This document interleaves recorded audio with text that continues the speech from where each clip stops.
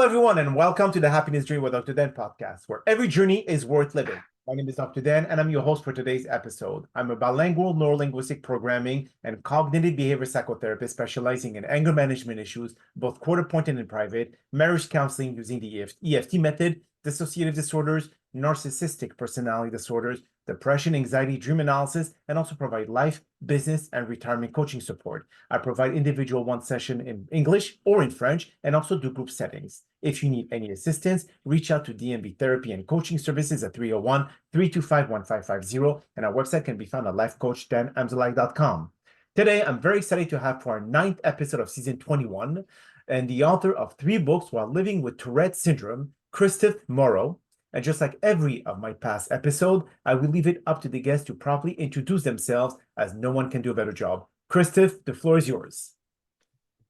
Hi, it's a pleasure to meet you. We're going to have a separate discussion after this. All those qualifications you have and the specialties, some of those wouldn't be helpful. For me, I have Shakespeare. My name is Kristof Morrow, and I have Tourette syndrome. I'm a disabled Navy veteran, an award-winning journalist and photographer, and fiction writer and poetry. I come from. I was born in Houston, Texas, and raised around there. Shakespeare. I've been living in Canada for the last about 7 years, and Shakespeare. And my take is obviously that I say Shakespeare and a number of other things, but Shakespeare is the prevailing is the one that's most common. And yeah, about a few 2.5 years ago, I was told by the government of British Columbia that they couldn't find me work, given the parameters of my condition and its limitations, and so. The woman, the work counselor, she just recommended I go back to writing, and that's what I did. And I wrote my first book. 10 minutes later, started writing it Wow, after that phone that's call. pretty impressive. An Shakespeare. author dealing with Tourette syndrome. So, is it some sort of autobiography that you wrote in one of your books, explaining your challenges dealing with Tourette syndrome to be able to help those who are having Tourette syndrome and how to be able to manage through life? Shakespeare. No, I think I make allusions, of course, to my life, but it's a work of fiction. Um, in fact, it's a work of it's an epic fantasy, which is an unusual genre for me to embrace because I was always very serious about my work. I wrote literature, like I tried to write literature, like early in my writing. I studied Hemingway, Steinbeck, Mark Twain, but when I discovered Charles Dickens and the music of his work, it really expanded it exploded my view of an understanding of writing. And so it's actually I learned recently that it's used in classes studying Dickens, my first book, to help understanding of Victorian literature. Okay. Anyway, so in my work, I do make allusions to people like with Tourette's. There's someone in my book that has Tourette's in that work, and other conditions I think that are adjacent to Tourette's, Okay.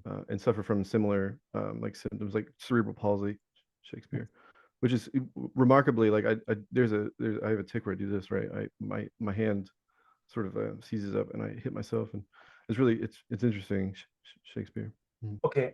So if you could just explain to our listeners, this is a neurological issue when you have Tourette syndrome. What exactly happens in your brain when you are going through different episodes, or are the episode very, very brief, or do you use some kind of like trigger warning that you know something or an episode is going to come, or how do you manage all that? If you could just inform what Tourette syndrome is and what spectrum do most people are experiencing? Shakespeare. Well, um, for me, uh, the Tourette's, the spectrum of it is that most people have it's very mild.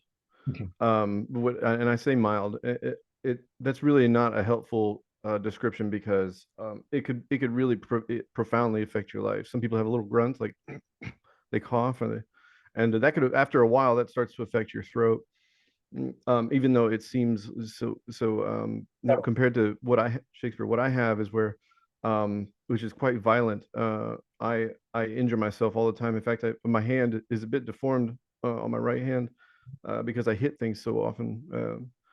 And it can go from what it looks like where I just say Shakespeare, Yes.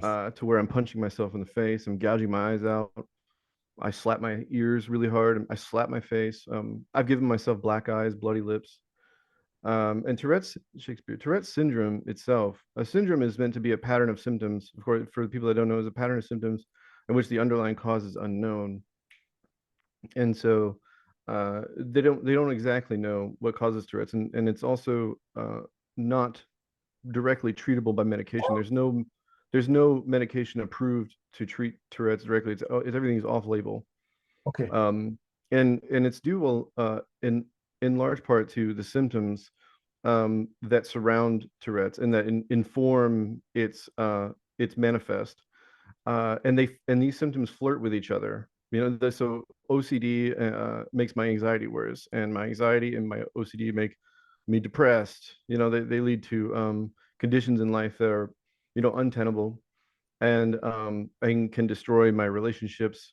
Um, Shakespeare. Shakespeare and a number of other.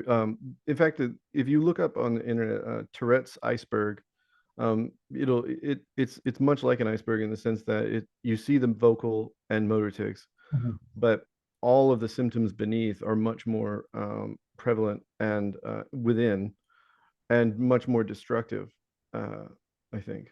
And so, And yeah. so in which region of the brain is it affecting? Is it the prefrontal cortex, or is it the right or left side of the brain? What exactly are the place in the brain that is hurting the person to be able to deal with those issues? Shakespeare. I never, it's funny. I've looked this up so many times and I can never remember. There's so many different. Okay. It's like I feel like it's like something like the hippocampus or the amygdala or Okay. I honestly can't remember. But the Shakespeare, there's something called deep brain stimulation, where they carve a hole in your skull, and then they drill a hole, and then they stick in a lead. Yeah. Yeah, it's a rod all the way down through the middle and to the center middle of your brain at the bottom, and then and they install an electrical lead that's attached to a battery that goes underneath your Well, an skin. experiment with a girl from UK. She had very severe Tourette syndrome. It helped her, Hmm. but then she had infection and severe infection, so they had to remove the probe from her brain, and Oh God. then all her episode came back. So yes, I did. It was on the show 2020 in the US, and they talked about her. Now she's like older. She's like but she had it since she was like 11 or 12 years old. Shakespeare. So I forgot the name of the girl, but once I find it, I'll be able to get back to you with that. But Hmm. so have you considered this option, Kristof? Shakespeare. Well, given my profession, no, because I mean, I find the work that surgeons do very impressive, sure. But I don't, the way I grew up, in a very abusive household, and stuff, I have been, my trust in others has been depreciated such that it would be impossible for me to submit to, consent to, really truly, because the notion that they're sticking something through my brain and they would get it exactly right and not, and I mean, for the people that don't know, they have to, in order to like even discover what function of the brain is part where is, they use like, they have to have damaged brain. They have to have that part of the brain has to be damaged, and then they're like, oh, that must control this because they can't do this anymore, or they do this all the time now. And then that's a really interesting and uh, inefficient way to discover its different functions. But yeah, I agree. And now, but how's it's the what only way. the Sorry. Tourette syndrome? I know that sometimes, like you said, you hit yourself, you injure yourself to a certain extent, of course. But how often does those urges to be able to slap a door or slap your face or whatever it is that occurs on a daily basis? If you would have to count them, what would be the number? Oh my God. Okay, well, Shakespeare. If we're including ticks, all my ticks it's hundreds of times a day. Okay. But the ones that are most damaging or injurious to my self-worth and my body, uh, and frankly, like my relationship with other people, because when I'm out in society and I'm shopping at a grocery store or I'm sitting in a cafe and I scream, Okay. it very much startles people. Those happen probably just a few dozen times a day. I say just a few dozen. Yeah, I just yeah. Shakespeare. And so I mean it ultimately it really it's led to my hand um constantly aching um and it's chronically swollen. So Well, okay, so mm. why do you use only one hand versus the other? Are they equivalently hitting items, or is it just specifically the right hand versus the left? It's really it's very peculiar. It's fascinating because if my right hand is occupied, if I'm holding my phone, for example, with my right hand, I'll use my left hand to perform the tick. Isn't Oh, that interesting? Yeah. that's it. So there's not one primary hand that's going to be doing all the hitting. It's like one Mhm. occupied. So is there something that you could use where both of your hands are constantly occupied, so you do not have that urge to be able to hit? So if you write a book, obviously your two hands are going to be hitting the keyboard. So do you feel that this kind of calm you down and did not allow you or did not bring you to having to hate yourself in any shape or form? I have tried that. It's a measure that ultimately does not work 100% of the time, and it's eventually my something about it begins to fail, and then it just sort of starts up again. I start hitting myself with whatever I'm holding. So, um, it's actually quite perilous. Like I can't hold knives, for example, because I will stab myself in the neck or face. Okay. Um, yeah, Shakespeare. And so I've actually, and it's also not totally 100% consistent. I will sometimes what I'm holding in my hand, I'll throw it. So like I've thrown my phone. I mean, I've just thrown a lot of stuff. Shakespeare.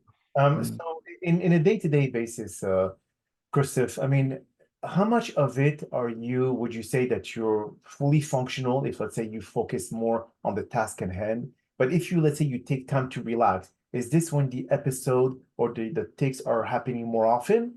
Or is it happening equally all through the day, no matter what your activity is? Hmm.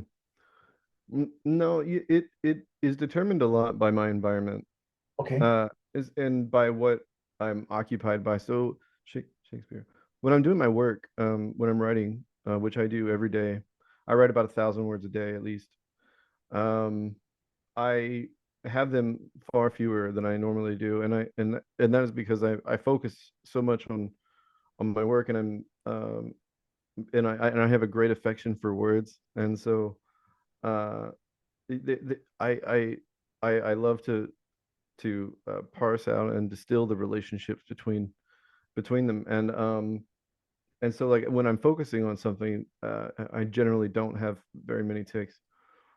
Um, but when I'm not, when am left to my own sort of like, for example, I hate hiking for that reason, because you're out and like there's no stimulation with Shakespeare, there's no stimulation, and so other than like looking at the greenery, there's really nothing else for me to sort of distract myself with, and I often have a lot of ticks.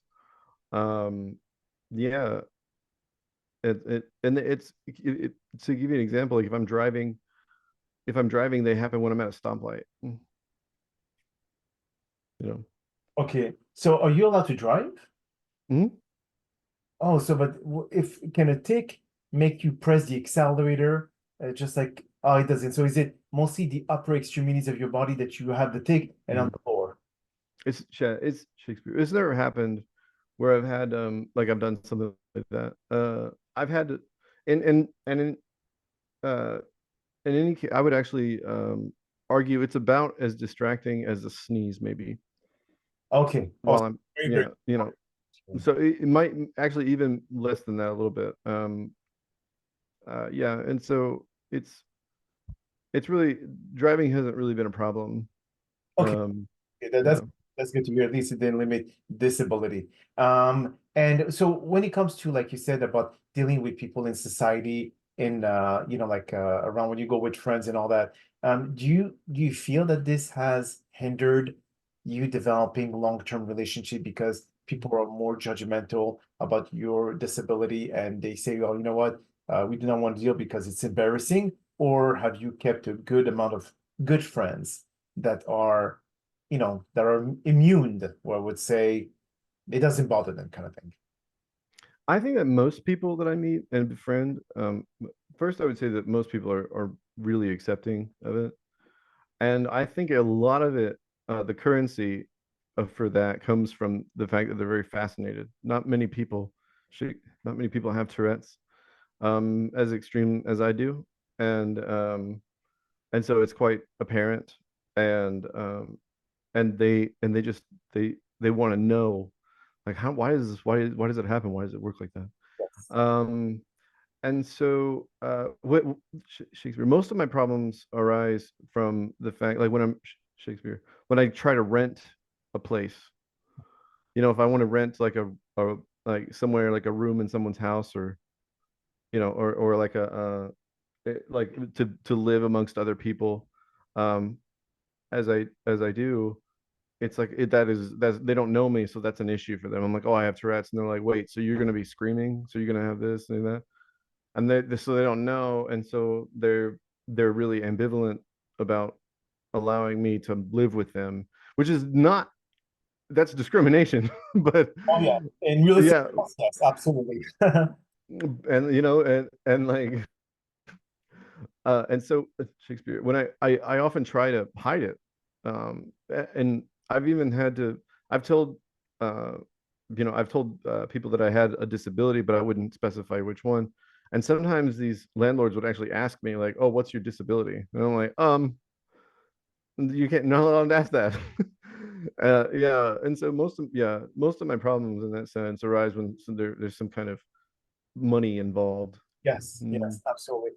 And so when it came to you writing the three books, what really prompted you to wanting to start doing this? Was it because you were already a journalist and you just said that you wanted to be able to write more, or be able to inform the public about this disability in particular? Because you said that one character in your book is actually has Tourette syndrome. So what really prompted Mhm. you to write? Shakespeare. Um, when I was in the Navy, I discovered that I loved words. I really have they're very, very special to me. I don't know why, but I tell people that I love my work more than the sum of my love for all other things. And so for me, Shakespeare, for me it was sort of like being backed into a corner. I had uh, if I Shakespeare, I'm disabled, and I couldn't. They told me I couldn't do a job, and so what was my function in society? And I knew that I had some measure of a helpful intellect. So I said, I love writing, but I've been quite distressed and in despair for years because of Tourette's. But this is all I have left.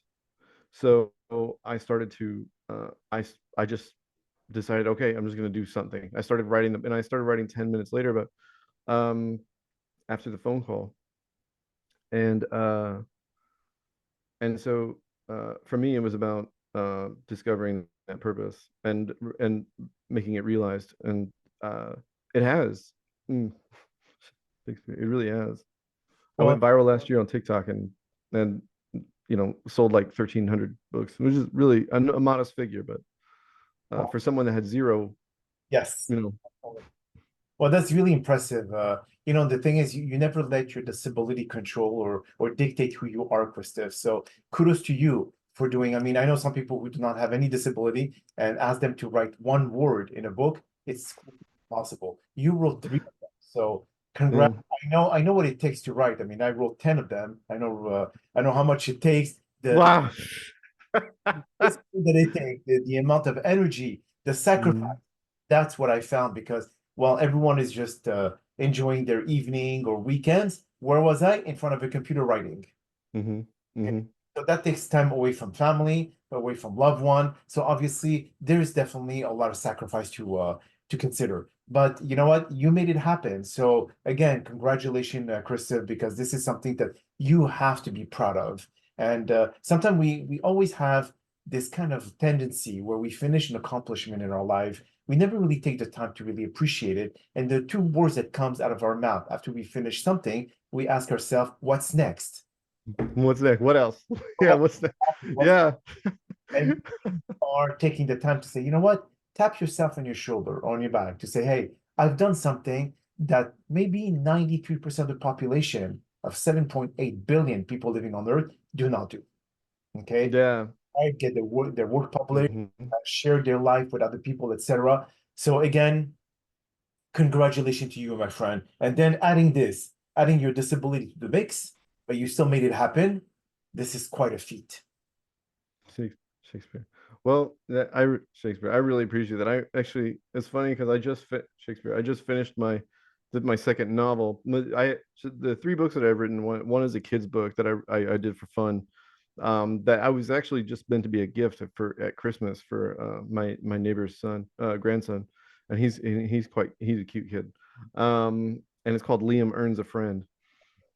And then my Shakespeare. And then I wrote but before that I had written my first novel, which is called The Second Son, volumes 1 and 2. And then I just finished volume 3 like a few weeks ago. And I started volume 4. Like, here's the funny thing, because you just said we didn't take time to appreciate it. I took like a day off and then started writing volume 4. And now, I mean, I've only been writing it for 15 days and it's 42 pages, 13,000 words. Okay. Yeah. Again, but still, despite all that, despite your limited capabilities, you still made it happen. You still, put yourself, you set your mind to be able to accomplish that and to finish this. So again, congratulations to you for that. So tell us, where can people find those books? Okay, because I'm sure that people would love to be able to read your ideas, your thought about Tourette syndrome, how to live with it, etc. So tell us a little bit more before we conclude the podcast. Shakespeare. Well, it's Shakespeare. It's on Amazon. It's on Kobo. And Shakespeare. The digital version is only like $1.99, I think. Okay.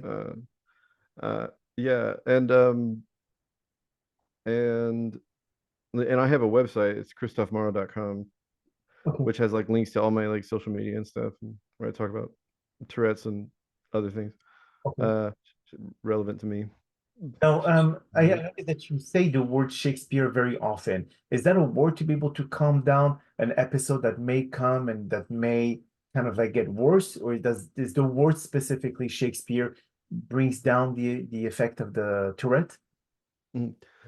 Shakespeare. It's actually a symptom of OCD. Um, part of my uh, part of the measure that my measure that I hope to of success is to achieve it sounds outrageous, to achieve a legacy similar to Shakespeare. And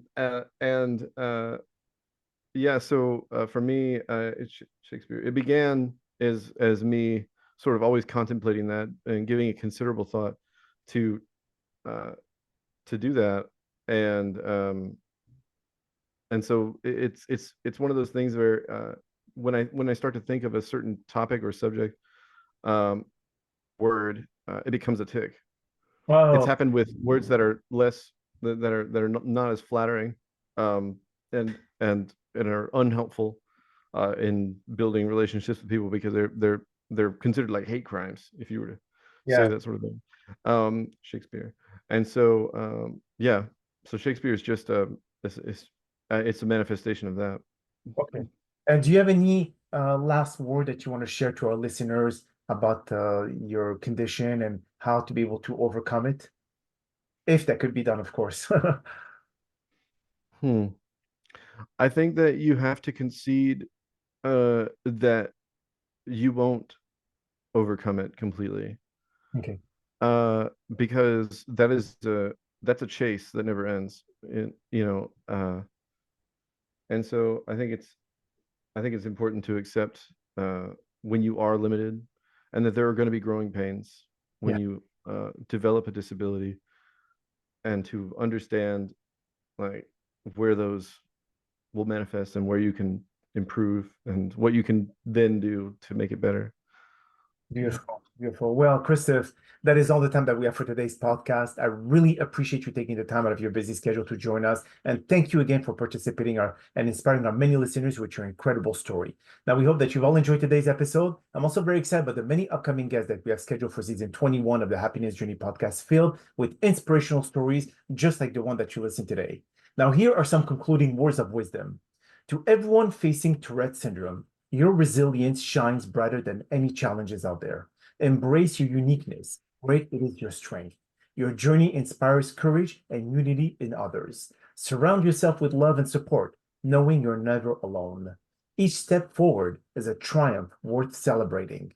Keep shining your light, illuminating path of hope and acceptance. You are a beacon of inspiration to us all. My name is Dr. Dan Amzalag, and you may all keep pursuing your amazing journey in life.